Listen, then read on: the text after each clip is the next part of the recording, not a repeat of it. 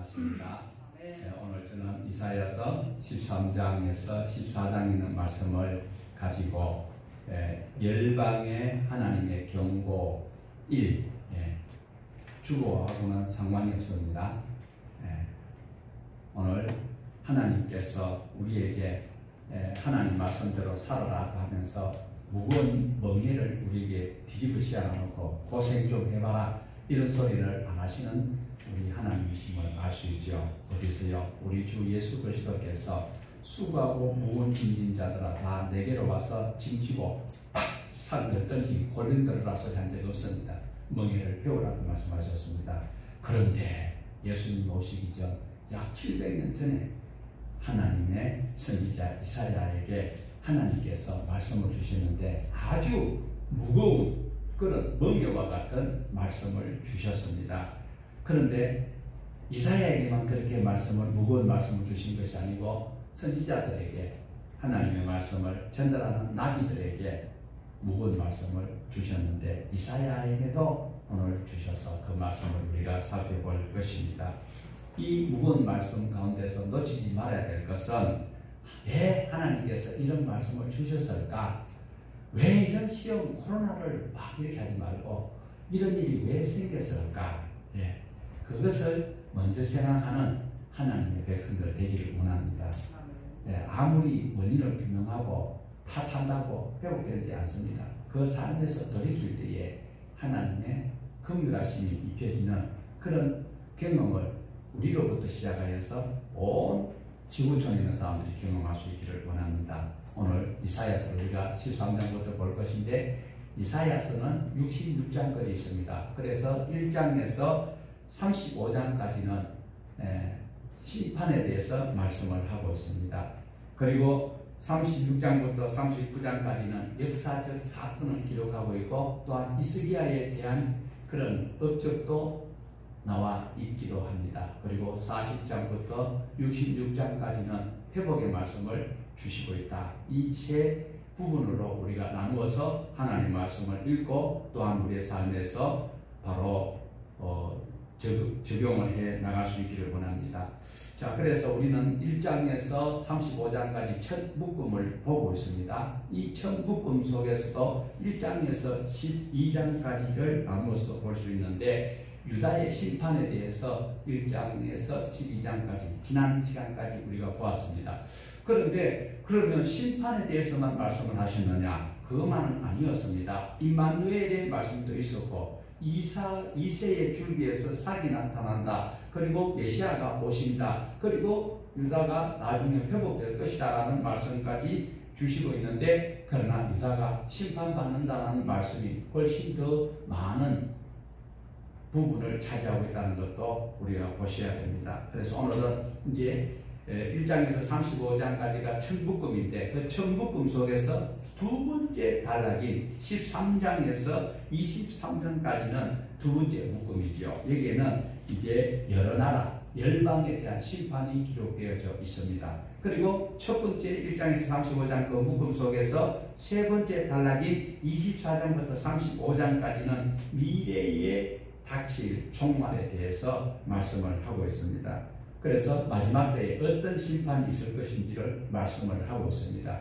복 준다는 소리가 아닙니다. 복 받을 수 있는 것은 삶에서 돌이켜서 하나님 말씀대로 살면 자동으로 복은 따라오게 되어져 있는 것입니다.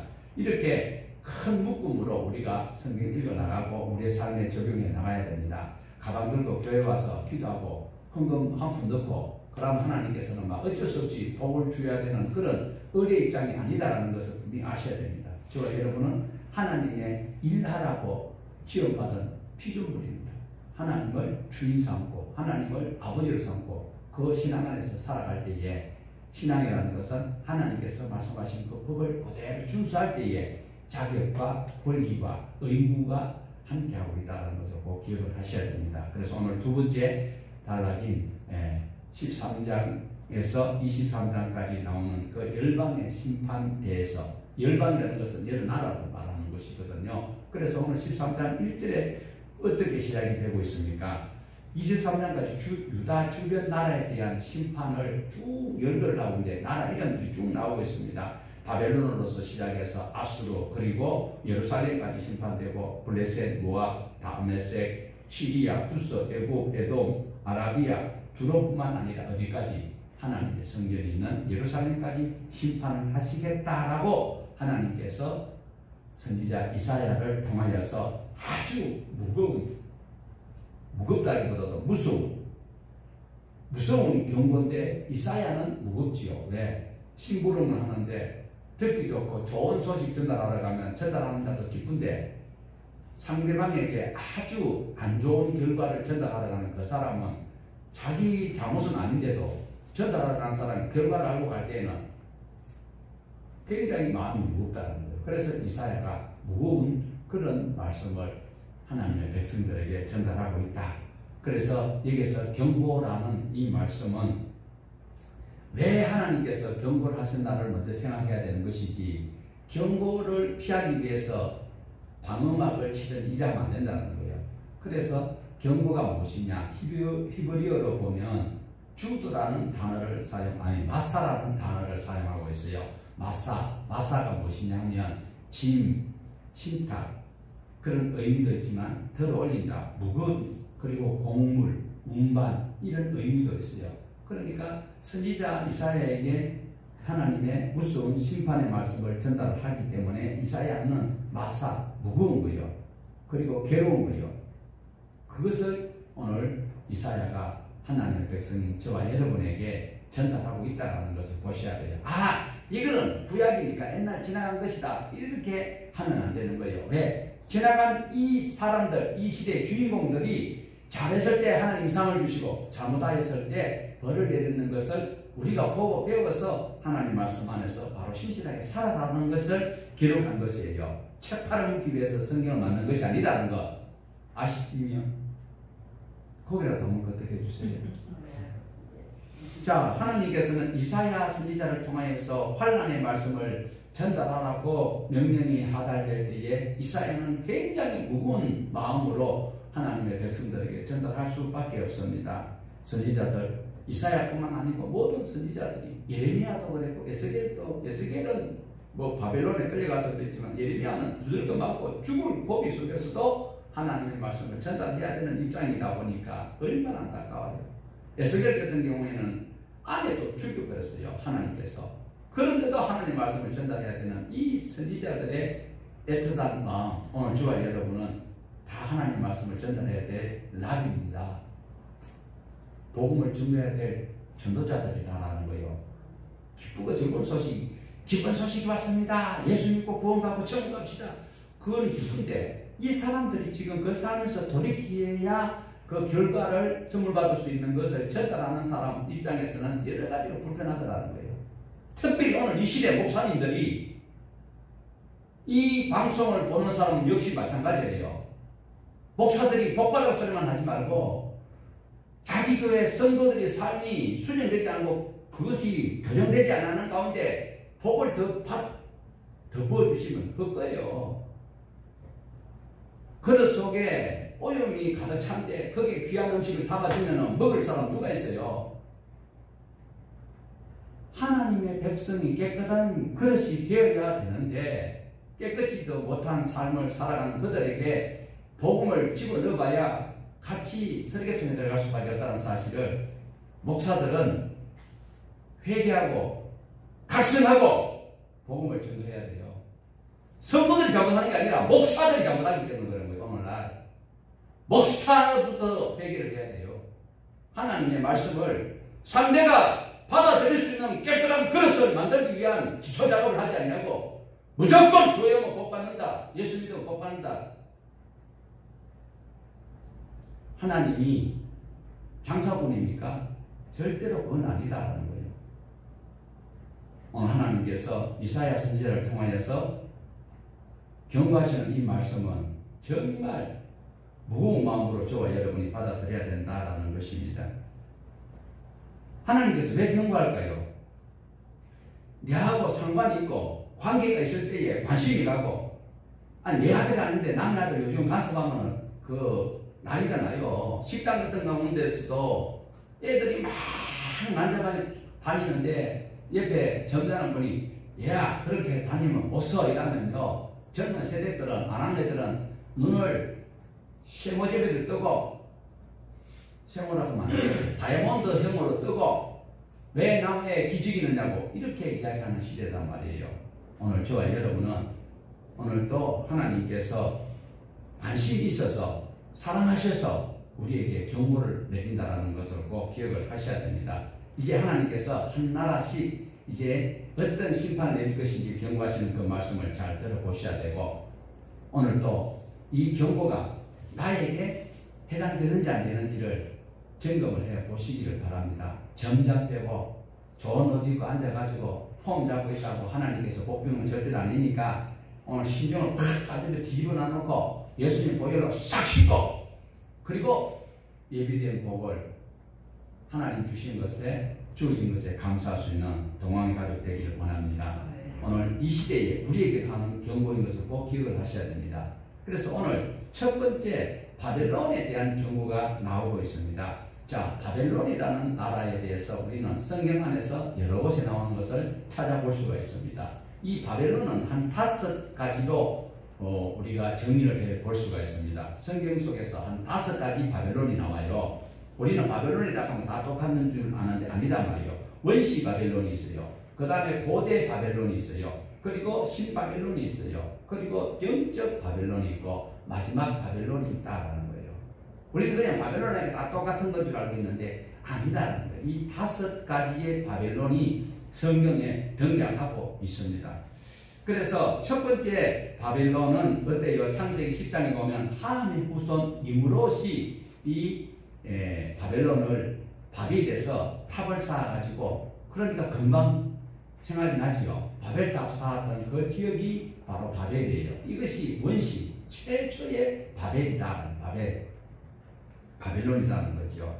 그래서 원시 바벨론이고 두 번째로는 고대 바벨론이 있습니다. 아브라함이 살고 있던 그 시대에 이삭과 야곱과 그리고 그들이 살고 있을 때가 지금으로부터 약 3700년 전 그러니까 BC 1750년 무렵에 바벨론 지역에 하므라비라는 왕이 살았어요. 그래서 우리 성경보다도 그 출애굽기에 나오는 그 십계명보다도 이들이 가지고 있는 법이 하므라비 법이 제 282조가 있는 법전이 나왔어요. 그래서 하므라비 법이 먼저 성립이 됩니다. 우리에게 주어진 이 계명은 약 BC 1460년경이라면 하므라비 법은 이미 BC 1700년 1750년 그러니까 약 200년 전에 이미 우리 율법을 우리가 말하는 이 법보다도 200년 전에 바벨론에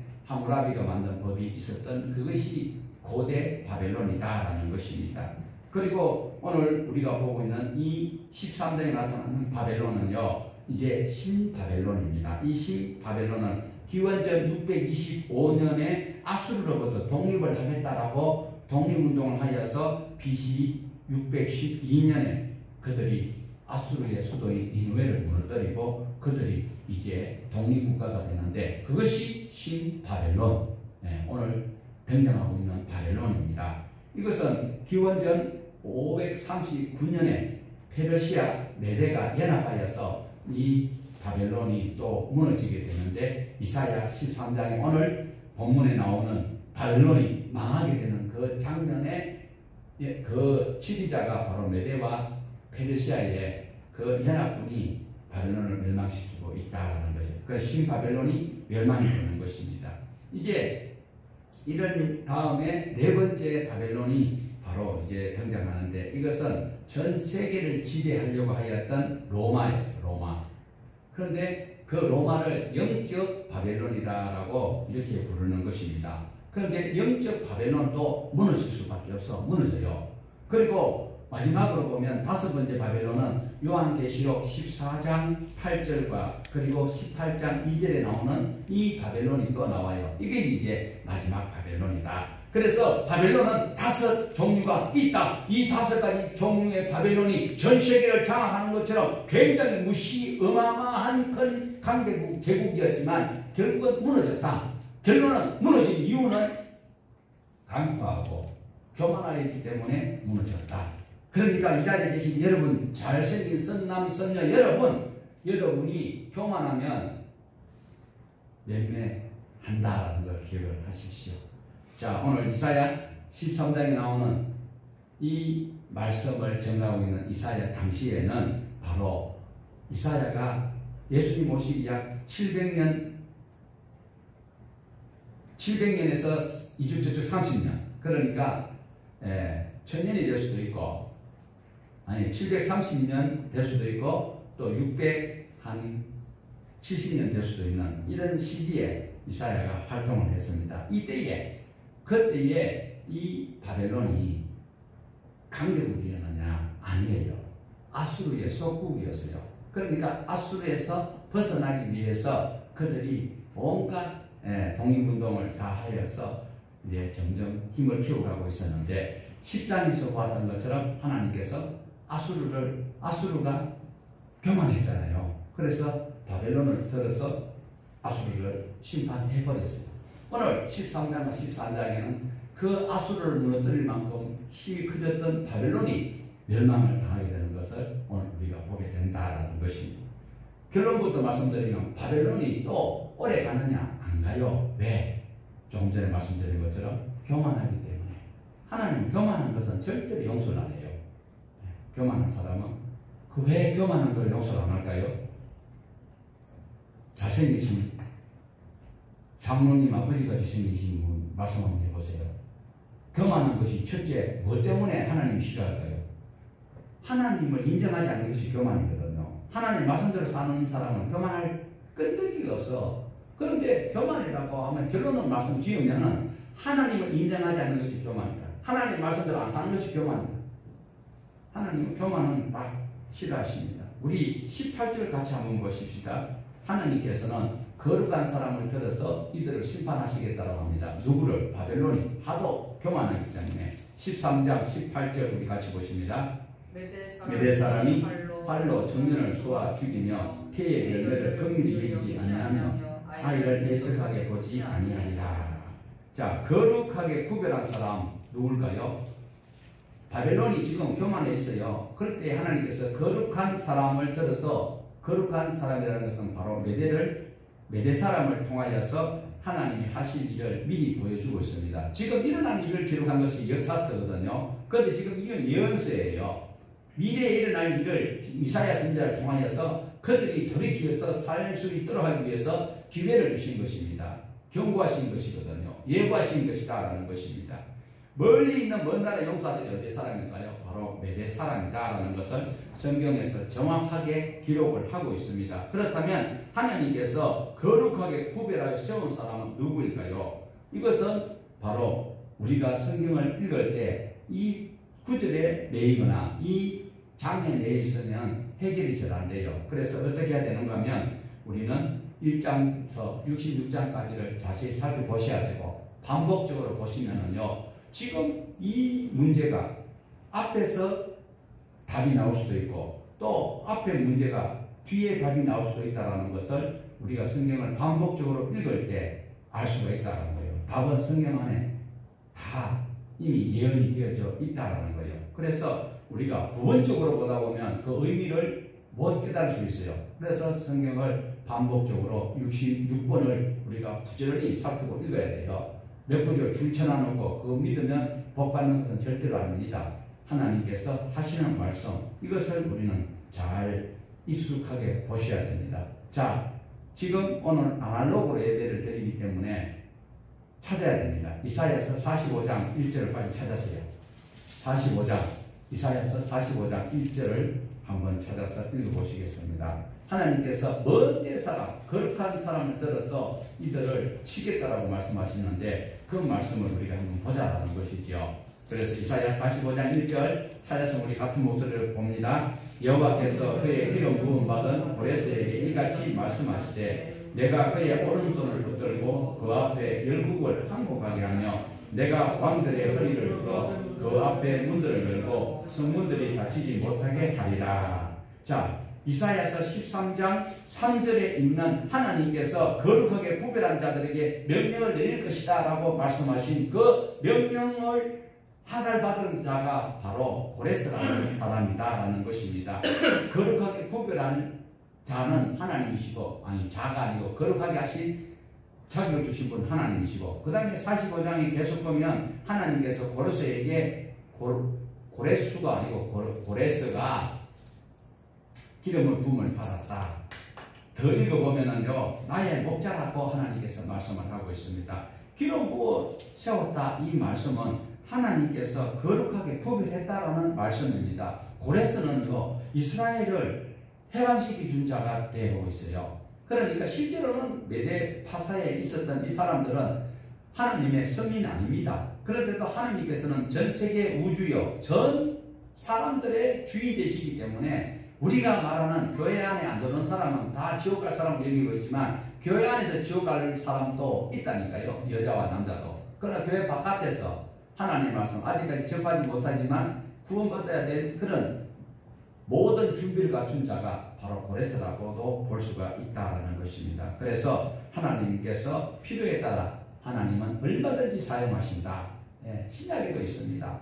예, 고넬료 같은 사람, 하나님께서는 분명하게 교회 안에 있는 사람, 예수제들만 구원시키다는 그런 말씀하신 적이 없습니다. 오늘도 저와 여러분은 성경을 통하여서 하나님의 주시는 이 말씀을 잘 숙지하시기를 바랍니다. 그래서 우리가 성경을 그냥 읽어서는 잘 이해가 안 될 때가 있는데, 이 세상에서 역사가 있어요. 그 역사를 같이 공부하면서 성경을 읽어야 돼요. 오직 성경대로만 한다면 이 해석이 잘 안 돼요. 왜? 다를 기록하지 못하거든요.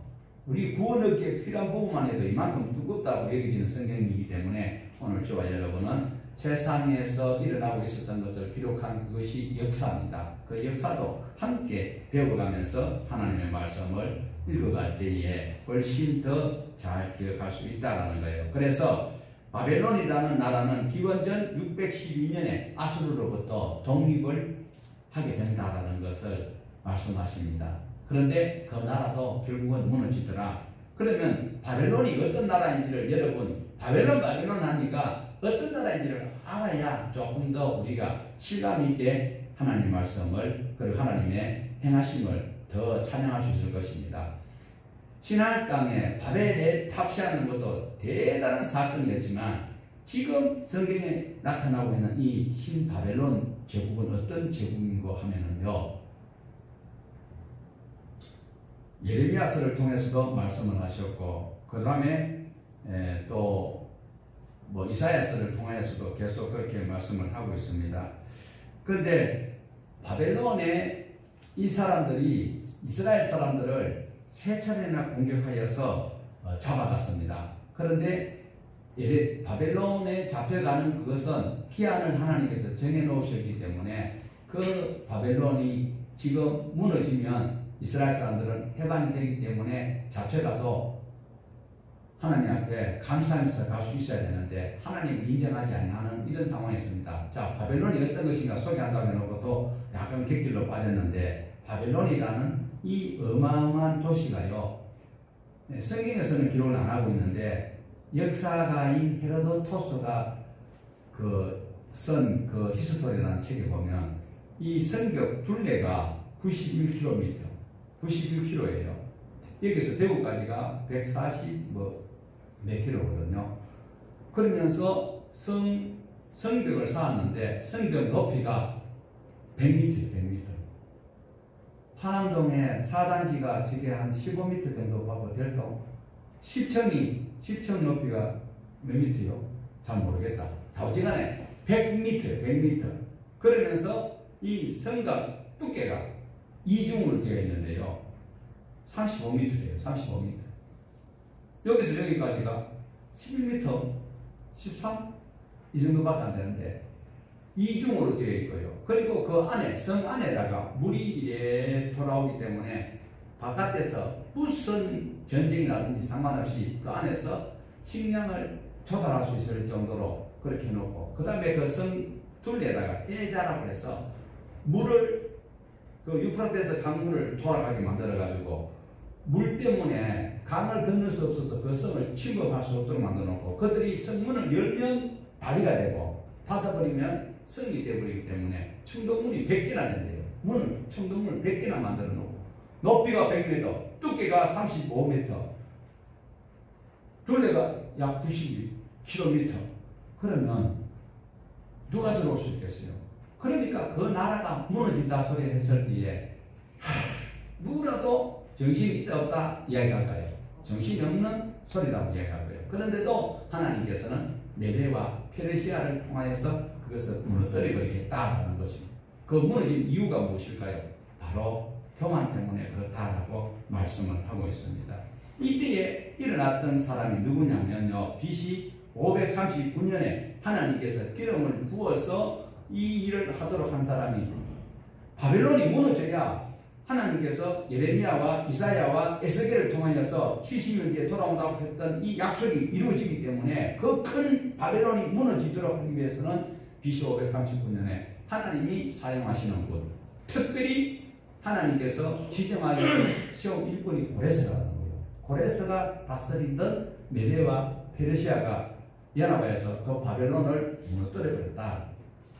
그러니까 계속적인 망한 것은 다니엘서에도 기록이 되어 있습니다. 다니엘서 5장과 6장에 보면 메대 사람 다리오가 바벨론을 무너뜨리고, 그 다음에 메대 사람 다리오에게 통치를 하려고 이 고레스는 다시 가서 페르시아를 큰 나라를 세웁니다. 자기 외삼촌에게 이것을 맡겨버리고, 그러니까 하나님께서 선지자를 통해서 예언하신 것을 이루시기 위해서는 틀림없이 이루어진다.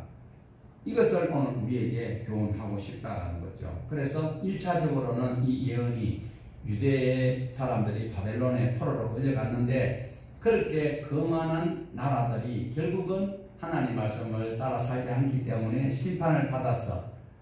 심판을 받다가 보니까 유대 사람들이 자기 고국으로 돌아올 수 있는 기회가 생겼다라는 것을 말씀을 하고 있습니다.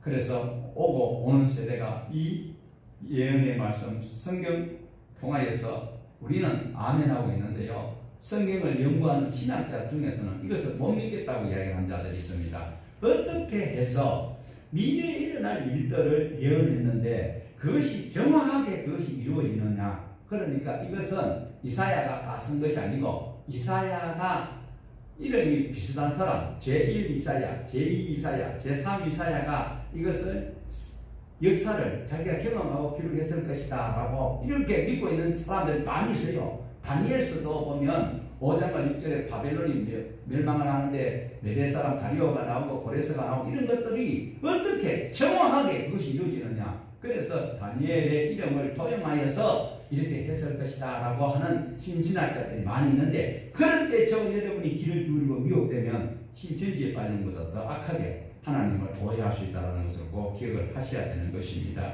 그래서 오늘 저와 여러분은요, 자 11절을 다시 한번 더 보시겠습니다. 이사야서 13장 11절, 바벨론의 죄가 무엇인지 하나님께서 왜 잠깐 사용하시다 끌어내리시는지를 우리가 보아야 할 것입니다. 자 13장 11절 시작. 내가 세상의 악과 악인의 죄를 벌하며 교만한 자의 오만을 끊으며 강포한 자의 교만을 낮출 것이며. 자, 세상의 악과 악인을 하나님께서는 죄를 벌한다라고 말씀하고 있습니다. 지금 오늘 이 시대에도요, 악한 사람은 꼭 자기 발에 자기가 놓아놓은 덫에 걸리게 되어 있다는 것을 꼭 기억을 하셔야 됩니다. 이 세상의 악과 악인의 죄, 이 악인의 죄가 도대체 어떤 죄인가? 이 악한 사람이 바로 바벨론 사람들인데, 이 바벨론 사람들을 하나님께서 잠깐 들어서서 어떻게 해요? 경건치 않은 이스라엘 백성들, 유다 사람들을 잡아다가 세 차례로 공격하여서 다 잡아갔습니다. 그랬는데 하나님께서 하나님의 심부름꾼이었던 바벨론이 너무 교만하고 강포했다. 그래서 이들이 죄가 두 가지가 있는데, 바벨론이 어떤 죄를 지었냐면 강포하고 교만한 죄를 지었다. 여기서 교만이라는 말은 주드라는 단어를 사용하고 있습니다. 거만하다, 주제넘다, 무례하다 이런 말입니다. 그리고 강포라는 말은 아리츠라는 단어인데 두려움, 포악하다, 그런 공포감을 주는 이런 짓을 누가 했느냐? 바벨론이 했다라는 것입니다. 지금 바벨론은 어떻다라는 거예요? 다시 말씀드리면 하나님께서 부여한 그 권한 바깥의 일을 자기네들이 그만하게 했다라는 것을 볼 수가 있습니다. 그 다음에 포악했대요. 포악. 성질이 몹시 상하고 행동이 거친 그 행동이 포악인데 오늘 또 이런 사람이 있을 수도 있습니다. 우리 주변에도 있을 수 있다라는 것입니다. 그런 혹시 내가 그렇지 않나를 생각해 봐야 돼요. 내가 포악한지 안 포악한지, 내가 사람들에게 갔을 때 그 사람들이 다 웃으면서 나를 맞이하는 것인지, 아니면 하던 이야기도 중단해버리고 빨리 다 피신해 가버린다면 나는 바벨론의 그 행동한 모습과 같다라고 깨닫고 하나님 앞에 회개해야 됩니다. 조금 전에도 말씀드렸습니다. 하나님께서 왜 교만을 싫어하실까요? 하나님을 인정하지 않는 것이 교만입니다. 여러 가지가 있을 수 있겠지만 결론적으로 하나님이 싫어하신 이유는 하나님을 인정하지 않고 하나님 말씀 속에 들어오기를 거부하기 때문에 그렇다라는 것입니다. 하나님을 모르면요, 분수를 모르기 때문에 바뀌는 거예요. 지금 우리나라 지금 광복 이후에 여러 대통령들이 거쳐가고 여러 정권이 지나갔지만 겸손하게 했을 때는 다 그리워하고 아쉬워합니다. 그러나 그 우선에는 공포 분위기 속에서는 그냥 복종한 채 할지라도 그 마음에서는 여러 가지 섭섭함이 계속 있을 수 있다는 것입니다. 자, 하나 물어보십시다. 바벨론이라는 나라를 누가 세웠습니까? 바벨론이라는 나라를 느부갓네살이 세웠습니까? 하나님이 세웠어요. 왜? 이스라엘 백성들을 버르장머리 고치려고. 그런데 바벨론이 분수도 모르고, 지난번에 아수르도 그랬잖아요. 아수르가 어떻게 했습니까? 아수르도 하나님의 뜻을 모르고 자기가 몽둥이와 톱과 이 톱은 사용하는 분이 가지고 쓰는 도구인데 아수르가 그걸 교만하게 하다가 결국은 멸망을 당하였는데, 바벨론 역시 하나님께서 준 군함 바깥의 교만과 포악으로 인하여서 결국은 망할 수밖에 없었다. 자, 이래서 이사야 10장에서 말하는 그 아수르가 망하는 이유는 이미 우리가 보았고, 지금 알고 있는 이 원시 바벨론, 그리고 또 고대 바벨론, 신바벨론, 영적 바벨론, 마지막 바벨론 역시도 망하게 되거든요. 그 원인은 무엇이다? 교만 때문이다. 자, 그래서 오늘 저와 여러분은 이제 이사야 14장 1절에서 2절을 보셔야 될 이유가 있습니다.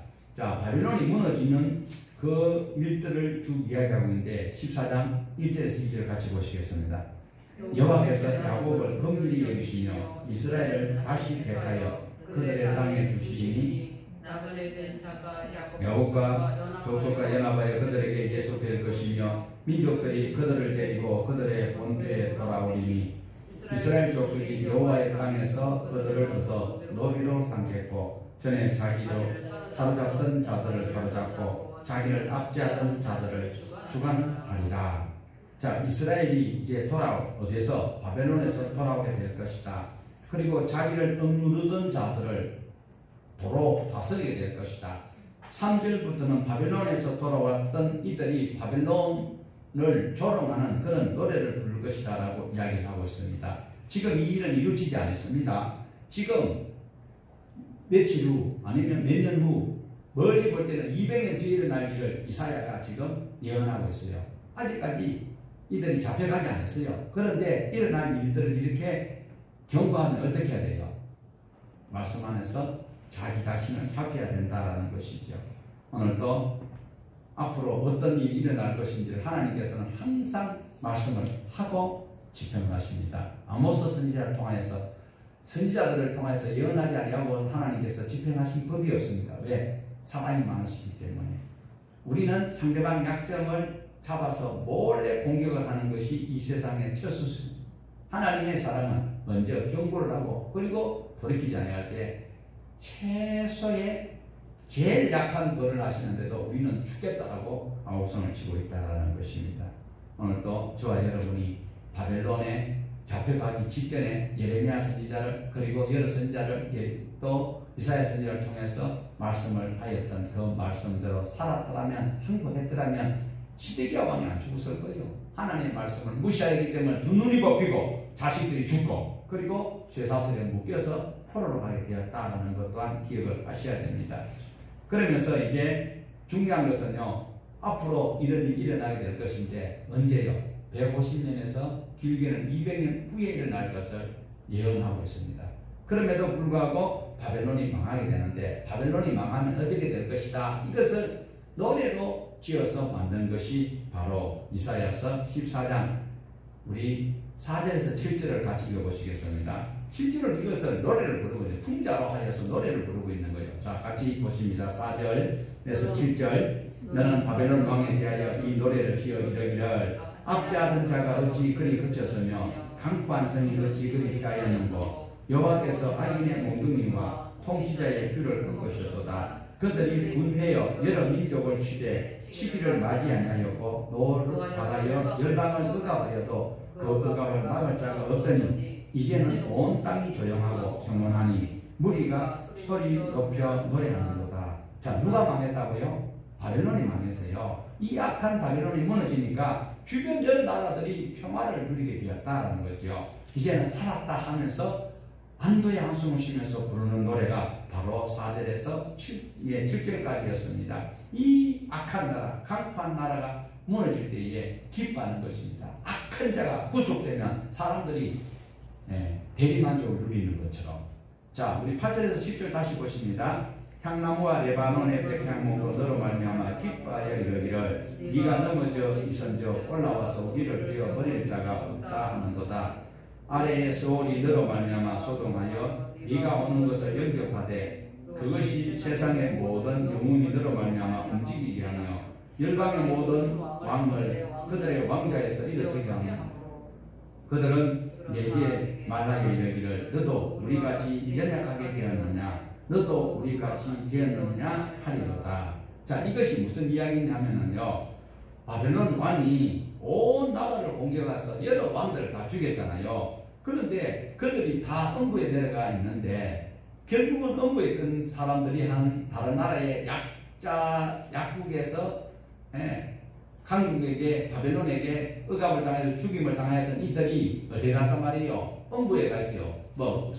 쉽게 말하면 지옥에 가 있다는 거예요. 그들이 음부에 가 있는데 나중에 보니까 그렇게 무시무시했던 바벨론 왕도 잡혀서 그게 들어오더라는 거예요. 그러면요, 깜빵에도 먼저 들어가면 선배예요.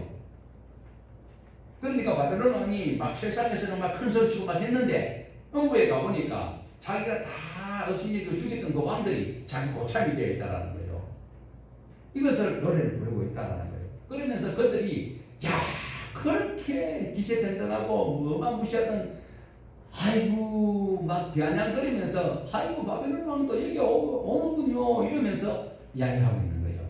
요즘 같으면요, 죄를 지었던 이 보고 관료들은 따로 감방에 가두는 것 같은데, 이때는 같이 한 방에 집어넣어요. 지옥에는 한 방에 다 들어가는 것 같아요. 성경이 있으니까. 그렇게 조롱을 하는 모습이 나옵니다. 자, 그러면서 11절에 뭐라고 하는지 한번 보십시다. 11절. 네 영화가 서울에 떨어졌으며 내 뒷발 소리까지로다. 구더기가 내 아래에 깔리며 기름이가 너를 덮었도다. 무슨 소리입니까?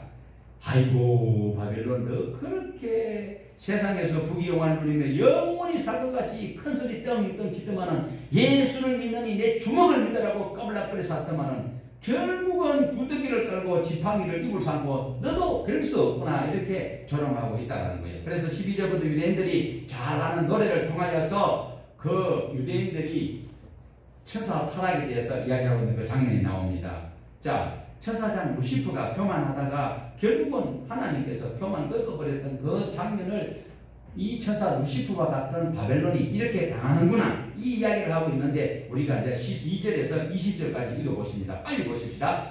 너 아침에 아들 대명성이여 어찌 그리 하늘에서 떨어졌으며 너 열국을 엎은 자여 어찌 그리 땅에 찍혔는고, 네가 내 마음에 이르기를 내가 하늘에 올라 하나님의 묵별 위에 내 자리를 높이리라. 내가 북극지대의 산 위에 앉으리라. 가장 높은 구름 위에 올라가 지극히 높은 이와 같아지리라다. 이것이 이제 이런 거만한 소리를 했다는 소리거든요. 자, 15절에서 20절. 그러나 이제 네가 서울 곧 구덩이 내 밑에 떨어짐을 당하리로다. 너를 보는 이가 주목하여 너를 자세히 보며 말하기를 이 사람이 땅을 진동시키며 열국을 놀라게 하며 세계를 황무하게 하며 성읍을 팔게 하며 그에게 사로잡힌 자를 집으로 놓아 보내지 아니하던 자가 아니냐 하리로다.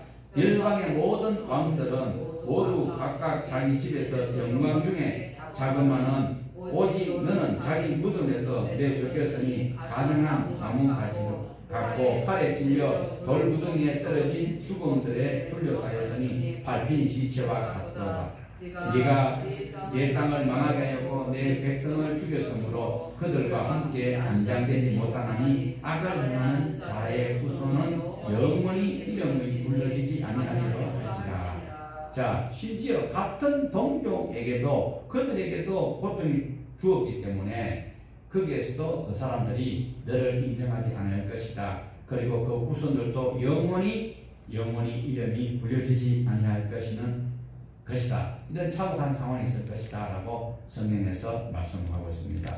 그리고 21절 22절 보십시다. 너희는 그의 조상들의 죄악으로 말미암아 그의 자손 도륙하기를 준비하여 그들이 일어나 땅을 차지하여 성읍들로 세상을 가득하게 하지 못하게 하라. 만군의 여호와께서 말씀하시되 내가 일어나 그들을 쳐서 이름과 남은 자와 아들과 후손을 바벨론에서 끊으리라. 나 여호와의 말입니다. 자, 악한 일을 했던 지도자들 그리고 왕들 그들의 후손까지도 하나님께서는 연결하지 않고 끊어버리시겠다라고 말씀합니다. 자, 23절 보십시다. 내가 또 그것이 고슴도치의 불혈과 물웅덩이가 되게 하고 또 멸망의 빗자루로 청소하리라. 나 만군의 여호와의 말이니라 하십니다. 자, 결국 바벨론 성이 어떻게 될 것이라고 말씀합니까? 사람이 안 살고 고슴도치가 살고 물웅덩이가 되도록 하나님께서 만들으시겠다. 멸망의 빗자루로 깨끗이 청소를 해버리시겠다라고 말씀합니다. 오늘도 저와 여러분 마음속에 이런 교만함이 있으면 이렇게 개망신을 당하는 것은 개가 망신 당하는 게 없어요. 그러나 사람이 망신을 당하면 이런 꼴을 면치 못한다. 자, 바벨론 성에 기록하면 아까 조금 전에 말씀드렸죠. 길이가 90km, 높이가 100m, 두께가 32m.